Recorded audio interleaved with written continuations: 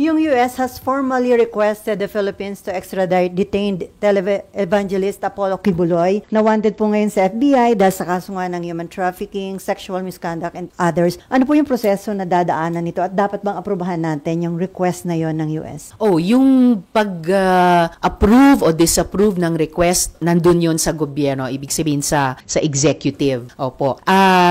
Naalala ko, isa pa lang sa mga unang hearing namin kay Apollo Kibuloy, na itanong na po namin yan sa DOJ at nasabi po ng resource person ng DOJ noon, posibleng one of two processes. Dahil noon, nandun na siya si Apollo Kibuloy sa most wanted list ng US Federal Bureau of Investigation. Kaya naitanong yung extradition. At sinabi noon ng DOJ, pwedeng tapusin muna ang mga proseso dito sa Pilipinas bago kung bibigyang daan nila ang request ng US government i-extradite siya sa US, or sabi ng DOJ noon, pwede ring isuspend muna yung mga proseso dito at ipaharap muna siya through extradition dun sa mga proseso sa US. So ibig sabihin, mayroong legal basis para kung pagbibigyan ng gobyerno natin ang anumang extradition request ng US. And kung ganon ang sitwasyon na mangyayari, dalawang goods ang mangyayari. Maitataguyod pa rin natin ang proseso dito sa ating bansa at mapapaharap din si Apollo Kibuloy sa kanyang mga biniktima dun sa United States. Mabibigyan din sila ng pagkakataong magkaroon ng hustisya tulad ng sinimulan natin dito sa Pilipinas para naman sa mga victim survivors niya dito sa ating bansa.